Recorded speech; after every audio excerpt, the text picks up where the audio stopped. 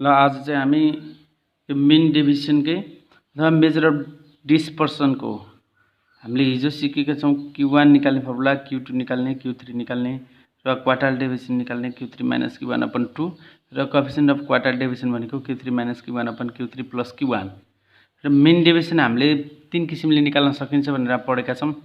Mean deviation from mean भनेर भन्छ एक्जाममा। Mean deviation from mean को लागि यो फर्मुला x - x बार अपन n, जसलाई चाहिँ मोडुलस गर्नुपर्छ। मोडुलस भनेको नेगेटिभ आयो भने पोजिटिभ राख्ने।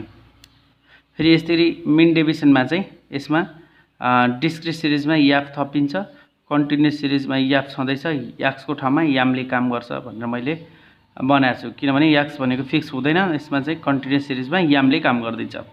अनि कोएफिसिएन्ट अफ मिन डेभिएसन भनेको मिन डेभिएसन माथि राख्ने, जुन चाहिँ भ्यालु आउँछ त्यो माथि राख्ने। अपन फ्रम मिन भनेको हुनाले x बार चाहिँ अपनमा राख्ने, जुन चाहिँ मिन डेभिएसन हो।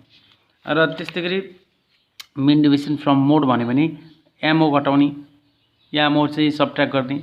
अनि त्यस्तैगरी अर्को मिन डेभिएसन फ्रम मिडियन भन्यो भने समेसन x माइनस मिडियन घटाउने सेम टाइपले गर्न सकिन्छ।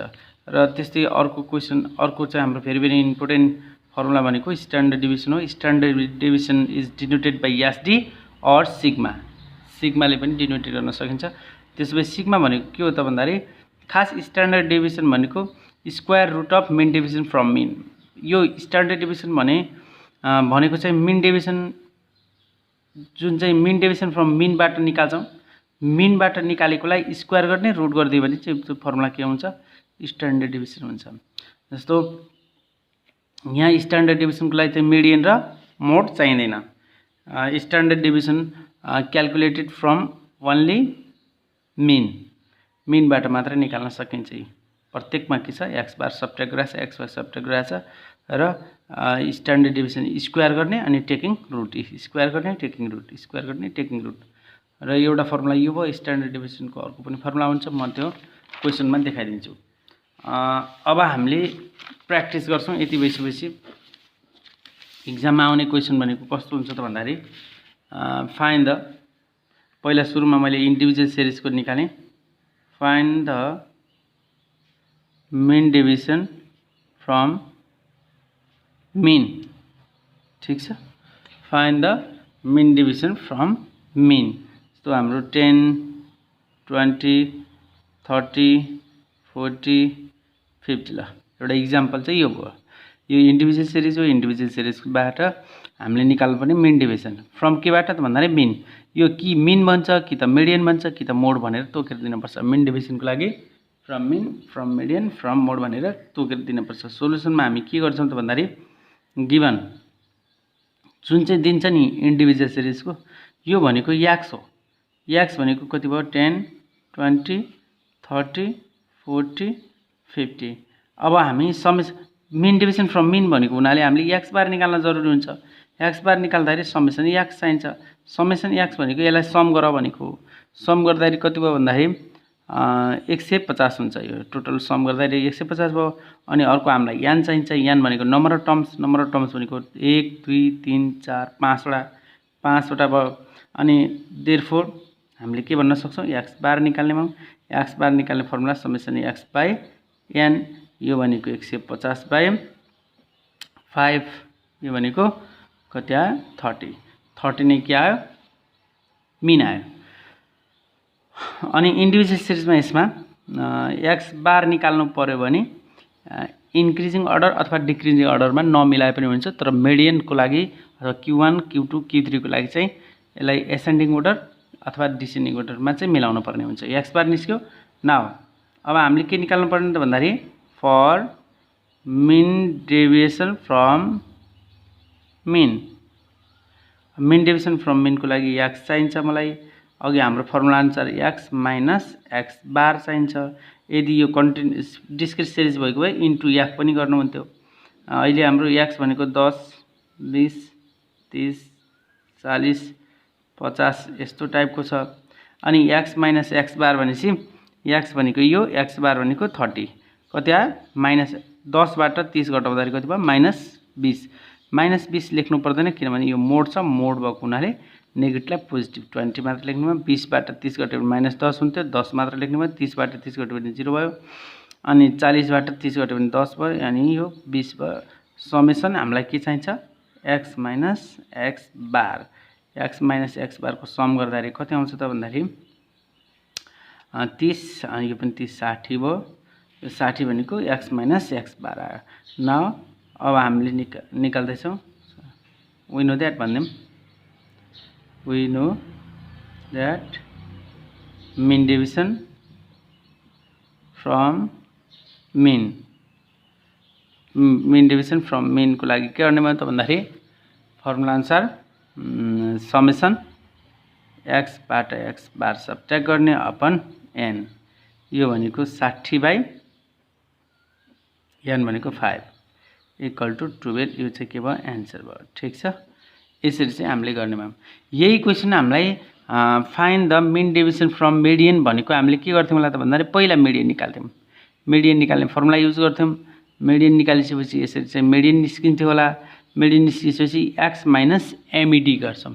ठिक छ। यहाँ x माइनस एमइडी गर्छौँ। अनि त्यस्तै गरी find the mean deviation from mode भन्यो भने पहिला के गर्छौँ त भन्दाखेरि मोड निकाल्छौँ। अनि त्यसपछि x माइनस एमओ गर्छौँ। यहाँ x माइनस एमओ गर्छौँ। तर इन्डिभिजुअल सिरिजमा मोड भनेर चाहिँ प्रायः जस्तो भन्दैन है। इन्डिभिजुअल सिरिजमा find the mean deviation from mode भनेर भनिराखेको हुँदैन। डिस्क्रिट अथवा कन्टिन्युस सिरिजको लागि मिन डेभिएसन फ्रम मोड भनेको हुन्छ। यो भयो एन्सर है। 12 एन्सर चाहिँ कति रहेछ? 12। यो हाम्रो इन्डिभिजुअल सिरिज भयो। अब त्यस्तै गरी म एउटा इक्जाम्पल के गर्छु त भन्दाखेरि डिस्क्रिट सिरिजको लागि गर्छु।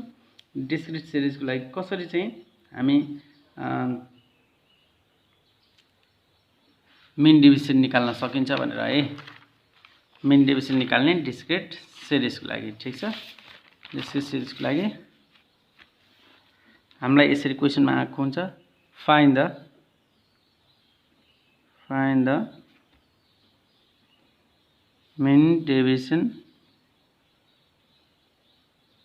फ्रम तोकेर भन्छ यहाँ मिनबाटै भने मैले find the mean deviation from mean भनेर भने।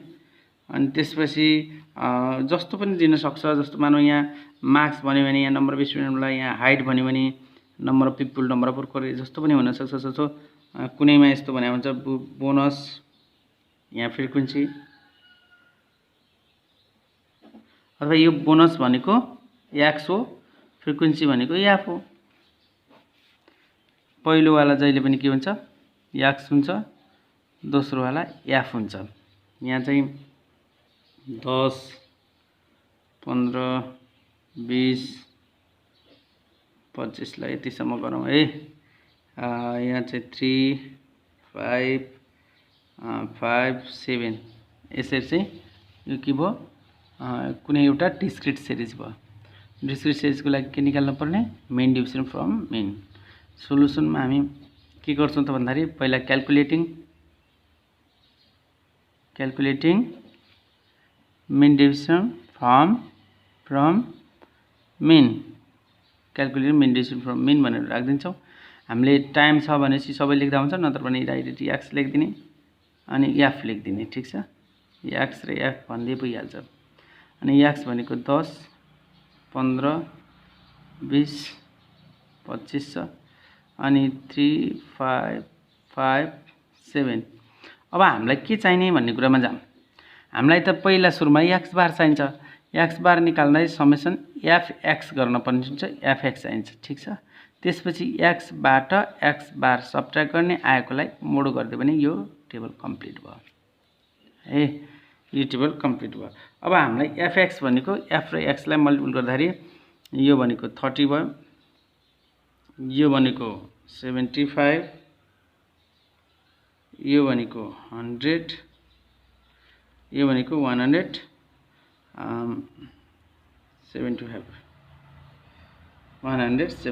ठिक छ। अब यति भइसकेपछि समेसन fx निकाल्छौँ। समेसन fx भनेको यसलाई सम गर्न भनेको समेसन fx भ्यालु कति आउँछ त भन्दाखेरि यसलाई सम गर्दा 380 आउँछ। र n भनेको चाहिँ फ्रिक्वेन्सीहरुको सम हो। n भनेको यसलाई सम गर्ने भने 20 आउँछ। ठिक छ। 25 5 10 7 3 10 20 ठीक छ। अब हामीलाई के चाहियो त भन्दाखेरि देयरफोर x बार चाहिने हो। पहिला x बार भनेको समेसन f(x) अपन n भनेको 380 अपन 20 यो 0 0 कट्यो यसलाई गर्दाखेरि कति हुन्छ त भन्दाखेरि यो हुन्छ 19 हुन्छ है। यसलाई काट्दाखेरि 19 भयो। x बार आइहाल्यो। x बार आयो भने त हामीले x बाट x बार सबट्र्याक्ट गर्ने हो। 10 बाट 19 सबट्र्याक्ट गर्दाखेरि -9 हुन्छ भनेको यो मोड छ त्यही भएर पोजिटिभ 9 भयो। यो 15 बाट सबट्र्याक्ट गर्यो भने 4 हुन्छ, 20 बाट 1 हुन्छ, 25 बाट 6 हुन्छ भनेको समेसन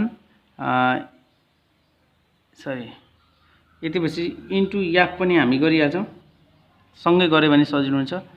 मैले छुट्टै छोड्दिएँ। यसैमा इन्टु f गरिहाल्छौँ है। यसलाई भ्यालुलाई काट्दिएँ मैले। के गरिदिन्छ भने 10 बाट 19 सबट्र्याक्ट गरिदियो भने 9 भयो, -9। यसलाई पोजिटिभ भनेर भन्छौँ किनभने यो मोड छ। इन्टु f गर्ने भने यो 27 हुन्छ, यो 30 हुन्छ, यो 5 हुन्छ, यो 42 हुन्छ। यसलाई सम गर्ने भने f(x - x बार) इक्वल टु सम गर्ने भने कति हुन्छ त भन्दाखेरि यसलाई सम गर्दाखेरि 94 आउँछ ठीक छ। यसलाई सम गर्ने भने क्याल्कुलेटरमा 94 आउँछ। अब त्यसपछि बल्ल चाहिँ हामीले न भनेर मिन डेभिएसन फ्रम मिनबाट निकाल्दै छौँ। मिन डेभिएसन फ्रम मिन भने मैले समेसन f अनि के रे x - x बार अपन n यो भनेको 94/19 यो भनेको चाहिँ क्याल्कुलेटरबाट गर्ने हो भने 4.7 आउँछ विच इज एन्सर। र त्यस्तै गरी कोएफिसिएन्ट निकाल्न भन्यो भने कहिलेकाहीँ यसैसँग also find the coefficient of mean deviation भनिदिन सक्छ। कोएफिसिएन्ट अफ मिन डेभिएसन चाहिँ डेभिएसन निकाल्नु पर्यो भने माथि md राख्ने अपन x बार राख्ने माथि md भनेको 4.7 आएको छ, x बार भनेको हाम्रो कति आछ 19 ठीक छ। यहाँबाट जति आउँछ त्यो नै के भयो answer. Mean deviation coefficient of mean deviation यसरी निकाल्न सकिन्छ। र अब हामी यसैलाई क्रस क्वेसनबाट बुझ्छौँ। Find the mean deviation from median भनेको भए के गर्थ्यो मलाई त भन्दाखेरि मिडियन भन्यो भने पहिला मिडियन निकाल्ने। यहाँनिर जस्तो f(x) निकाले जस्तै गरी मिडियनको लागि हामीलाई चाहिन्छ CF चाहिन्छ। CF निकालेर मिडियन निकाल्छौँ। त्यसपछि x बाट मिडियन सबट्र्याक्ट गर्छौँ इन्टु f गर्दिन्छ सेम टाइपले। अनि त्यस्तै गरी मोड भन्यो भने के गर्दिन त भन्दाखेरि पहिला हामी क्याल्कुलेसन मोडको गर्छौँ। मोड भनेको म्याक्सिमम रिपिटेसन हो। म्याक्सिमम रिपिटेसन अहिलेको लागि कुन छ त भन्दाखेरि 7 छ। 7 को करस्पोन्डिङ भ्यालु भनेको 25 चाहिँ मोड हुन्थ्यो है। तर यो टाइपको सिरिजको लागि मोड पनि भनिराखे आउँदैन त भन्न पनि सकिन्छ कहिलेकाहीँ। त्यसकारण चाहिँ मोडबाट भन्यो भने चाहिँ x - m गर्ने, मिडियनबाट भन्यो भने x - मिडियन सबट्र्याक्ट गर्ने ठीक छ। अरू सबै सेम टाइपको क्वेसन हो। यसलाई चाहिँ इजिली गर्न सक्नुपर्छ। अब त्यसपछि हामी अर्को एक दुईटा क्वेसन प्र्याक्टिस गर्छौँ। अर्को क्वेसन गर्छौँ जस्तो फाइन्ड स्ट्यान्डर्ड डेभिएसन भन्दियो रे। स्ट्यान्डर्ड डेभिएसन भन्न सकिन्छ। अब हामीले चाहिँ योभन्दा पछाडि एकछिन थोरै यहाँ मोडको बारेमा म यहाँ सिकाउँछु। मैले मिडियन निकाल्न प्रायः जस्तो सबैलाई आउँछ होला। मिडियन निकाल्न सकिहालिन्छ। मोडको बारेमा थोरै भन्छु म। मोड भने मैले के भनेको थिएँ भन्दाखेरि म्याक्सिमम रिपिटेसन अफ डेटा है यति सम्झे भइहाल्छ। म्याक्सिमम रिपिटेसन भ्यालु नै के हो मोड हो। जस्तो इक्जाम्पल अब हामीलाई जस्तो फाइन्ड मोड अफ भनिदिन्छ। जस्तो मानौ 2 भन्यो 5 7 2 5 10 5 3 5 ल ठीक छ। अब यो इन्डिभिजुअल सिरिज हो। इन्डिभिजुअल सिरिजमा हामीलाई मोड निकाल्नु पर्ने। हामीले मोड कसरी निकाल्दिन्छौँ भन्दाखेरि यो डेफिनेसनबाट निकाल्छौँ। त्यसकारण त्यति धेरै इम्पोर्टेन्ट छैन। मोड भनेको के हो त भन्दाखेरि म्याक्सिमम रिपिटेसन भ्यालु अथवा रिपिटेसन अफ